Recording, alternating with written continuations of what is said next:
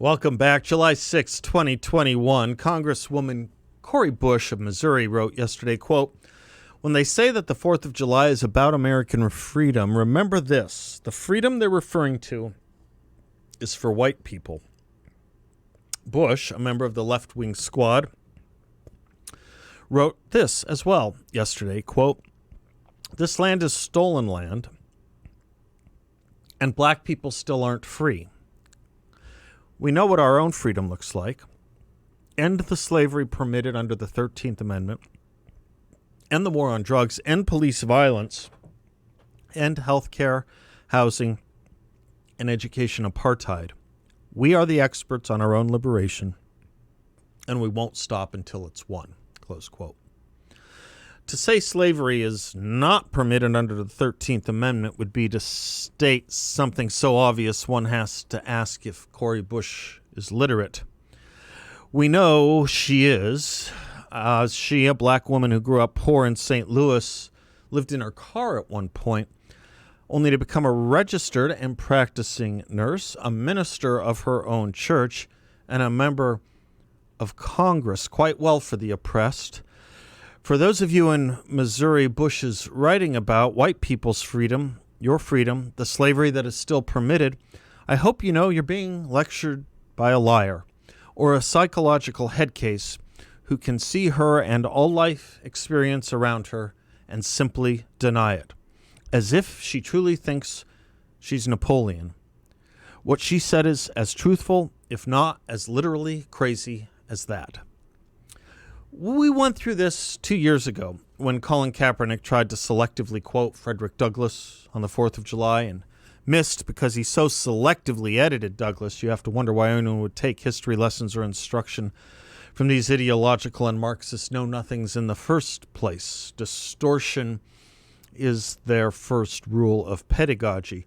You'll recall Kaepernick tried to show how Frederick Douglass thought our country racist, our founding bigoted. And he selectively quoted him, but he didn't quote all of Douglass in the same speech he wrote for us all.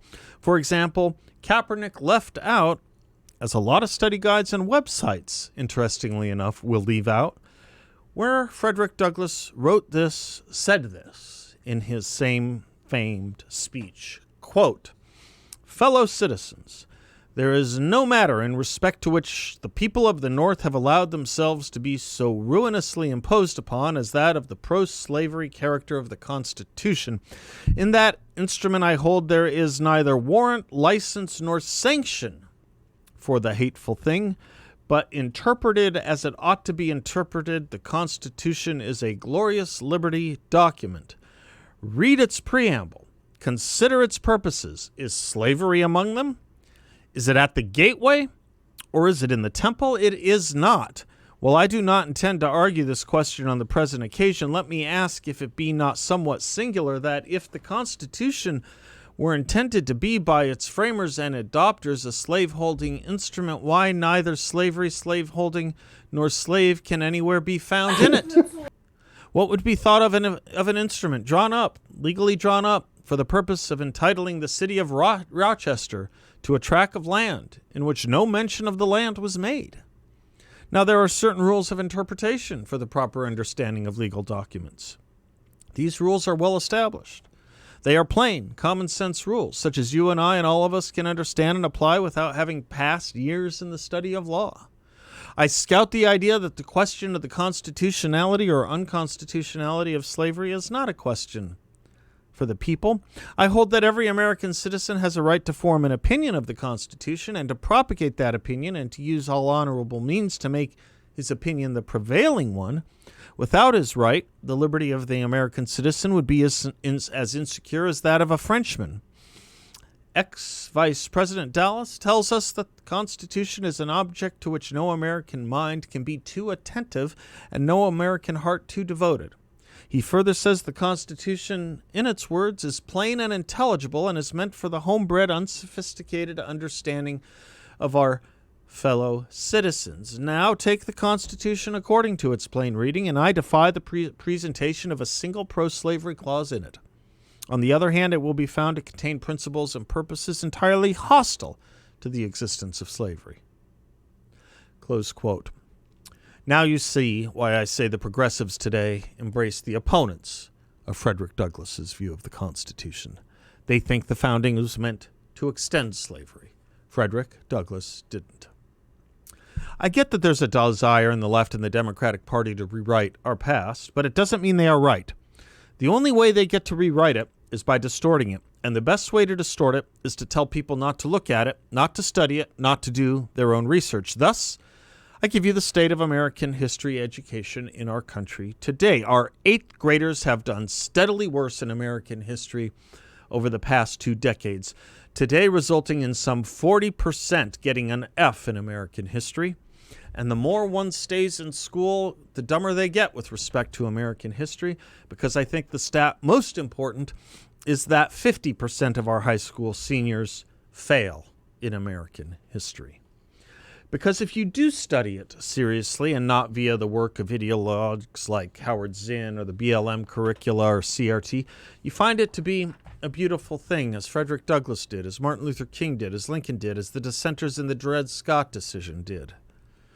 Remember, as I will not tire of saying, those who think our founding racist or rotten embrace the history of America as recited by the majority in the Dred Scott decision. We embrace dissenting Justices Curtis and McLean, who had a better history in their opinions that showed our founders included all men, all colors in our Declaration and our founding. I'm proud to stand with Frederick Douglass and on the 4th of July and for our national anthem, even if certain elected congressmen and athletes are not. But this notion of America as racist from the get-go, revived as it has been by the modern Democratic Party and the BLM movement, the likes of Cori Bush, is not new. As I said, it found credence in Dred Scott, it found credence in the Confederacy. It was quiet for a while, but given great attention back in 2007 and 2008, you might recall the name Jeremiah Wright, Barack Obama's pastor. He of 9/11 being the chickens coming home to roost. He of no, not God bless America, GD America, that's in the Bible. For killing innocent people, GD America. For creating her citizens as less than human, GD America. For as long as she acts like she is God and she is supreme, GD America. Oh, guess what now? Wright's teacher, Jeremiah Wright's teacher, and Ibram X. Kendi's teacher are the same. James Cone, inventor of black liberation theology in America. It's not that such teachings influenced Wright and thus Barack Obama. It's that they are now being entrenched into the U.S. Department of Education because they have not been answered and only grow stronger. So you get the same anti-Americanism today from Louis Farrakhan and Colin Kaepernick and Gwen Berry and Ibram Kendi in the U.S. Department of Education and the U.S. Women's Olympic Soccer Team. But back when Jeremiah Wright was in the news, my old teacher Harry Jaffa wrote a response to him, and I think we could use it again today. The principles upon which this nation were founded are those upon which its survival, no less than its prosperity, depend. These are the principles upon which we believe our freedom and prosperity as individuals and that of our children depend. These principles are simple and familiar enough for anyone to understand who wishes to understand. Selfish motives, miseducation, or ideological blindness may lead some to deny or disparage them, but nothing can obscure their shining truth. We hold these truths to be self-evident, that all men are created equal, that they are endowed by their Creator with certain unalienable rights, that among these are life, liberty, and the pursuit of happiness. Lincoln at Gettysburg said the nation at its birth had been dedicated to the proposition that all men are created equal. Earlier, Lincoln had said that the proposition of equality was the central idea of the founding, from which all minor thoughts emanated. What exactly do these words, both of the Declaration of Independence and the Gettysburg Address, mean? They meant that there was no difference between one human being and another human being, that made one the master and the other the servant. As Jefferson once put it, some men are not born with saddles on their backs, nor are others born booted and spurred to ride them. That a man or woman rides a horse corresponds with the difference in their natures. No injustice is being done to the horse that an ox should pull a plow while a man walks behind is according to nature. In these cases, servitude follows from the laws of nature, but the same laws of nature tell us that when a human being is subjected to another human being as if he were a horse or an ox, the laws of nature are being violated.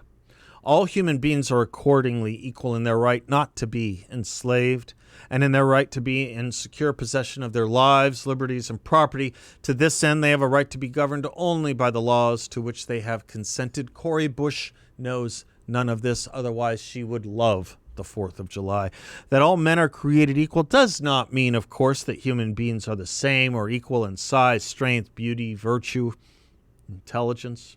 There are obviously great differences in individual aptitudes and talents in sports, music, math, speaking, writing, you name it. They are also unequal in the virtues, among them courage or temperance or justice. But as Jefferson once said, the fact that Sir Isaac Newton may be the most intelligent of living human beings does not give him any right whatever to my person or my property. If there is no natural authority of any human being over any other, leaving aside the temporary authority of parents over children, how does lawful authority arise?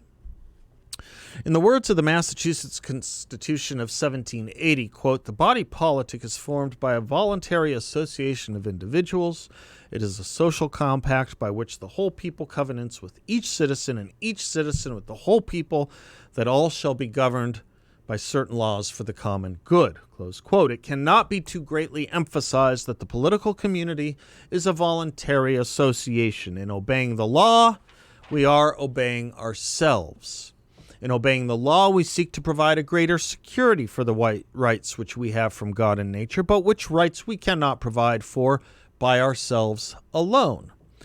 Thus, the just powers of government arise for no other purpose than the protection of those rights which are antecedent to government. Governments exist to protect these rights. The rights themselves do not come from government. In the protection of these rights, no citizen is entitled to greater or to less protection than any other.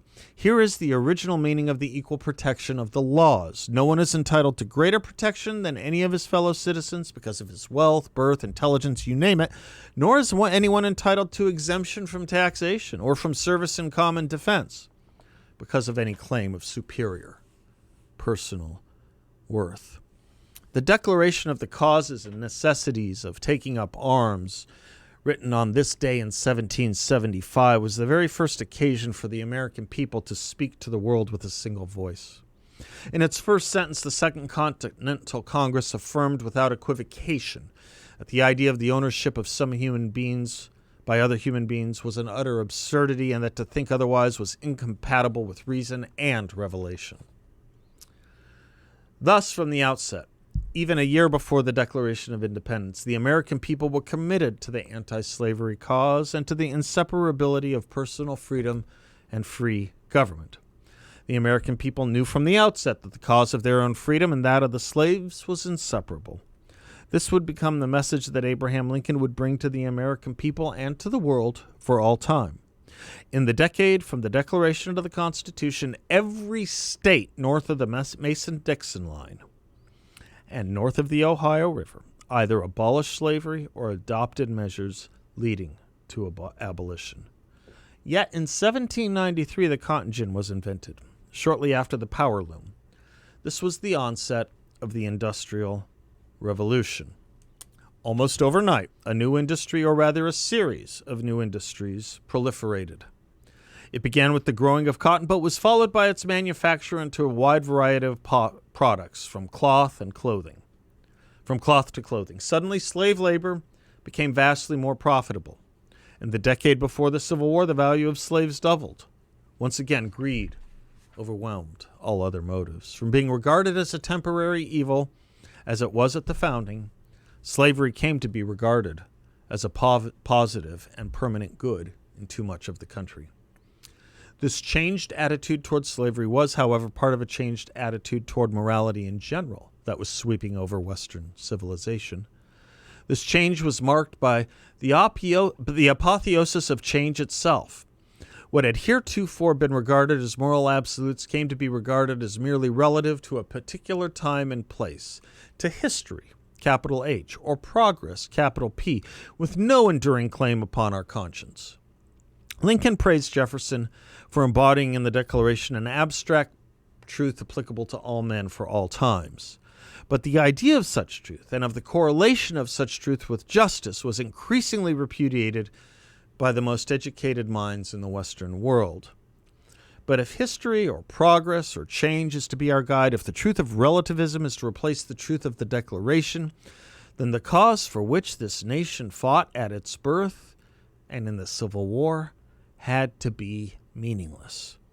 White power, black power, the Nazis, the KKK, Hitler, Stalin, Mao, Pol Pot, they're as justifiable as Jefferson, Lincoln, or the doctrine of equal natural rights for all human beings, if there's no standard of right and wrong. Or as Pelosi put it, people will do what people will do. There's no right or wrong behavior. We may understand how the Reverend Jeremiah Wright could so awfully misunderstand the American political tradition as we can understand his successors in Ilhan Omar and Colin Kaepernick and Cori Bush, and as much as it has been so very misunderstood for so long in circles from whom a better understanding should be expected, the Congress of the United States, for goodness sakes.